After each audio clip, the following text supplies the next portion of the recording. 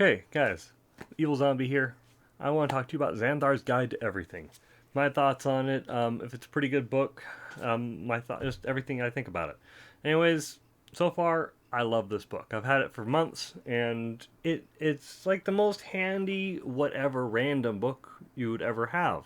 It's just a collection of like all the little, just the little spare rules that you never thought of. They're all in here, and that's the coolest thing ever. So this book is pretty handy, just to give you an idea of different things. It's definitely the friend of all dungeon masters. Now, the binding is a little weak in this one. I heard other people say the same thing about Xanthars' Guide to Everything, like specifically Xanthars.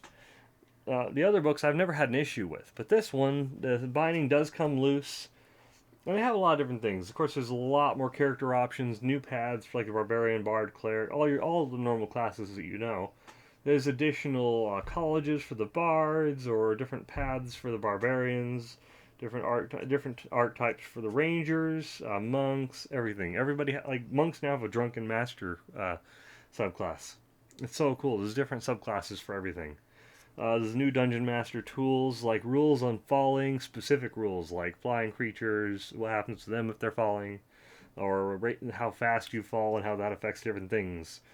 So, or random encounters, just different ways you can do it based on different environments, like Arctic possibilities, or coastal, desert, forest.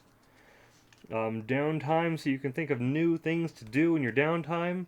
For the players, like if they're in between missions, if they're in a city, like what if they have rivals, what if they want to start learning how to do a job, or crafting things, or just relax, or just do something for the church. It has rules for everything. This is just like the overall everything. Oh yeah, they have a crap ton of names. Like everything. They have dragonborns, dwarves, elves. They have human names of all different kinds.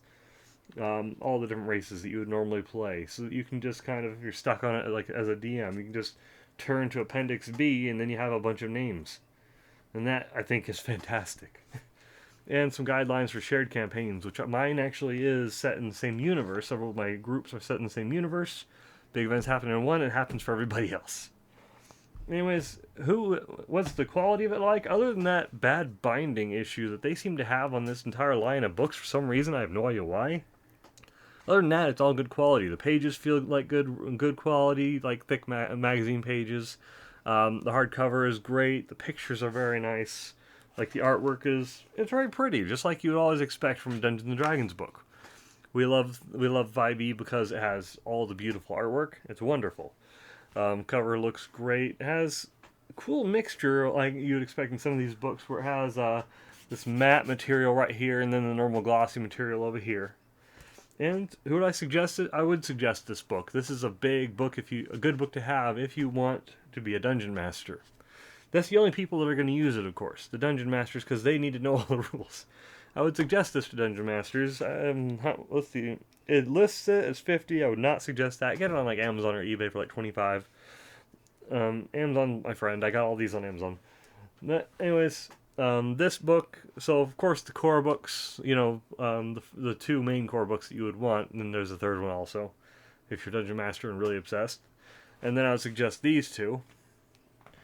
And then they have some new ones coming out I don't have yet, like Tasha's Cauldron of Everything, and there's the Tome of Foes. I can't remember the first word of it. But that one, those two I do not have. I can't really give you an opinion on them. But these ones I've read and I love them. Anyways, that's really my thoughts on it. I think it's a good book. If you're a Dungeon Master, look into getting it. Of course, the ones that are more important are the core books that I have back there on the shelf. Player's Handbook. First book you should get, Monster Manual. Second book you should get. If you really want to dig in a little deeper, get the Dungeon Master Guide. If you want to have very detailed worlds that you build, that's the only thing that's for.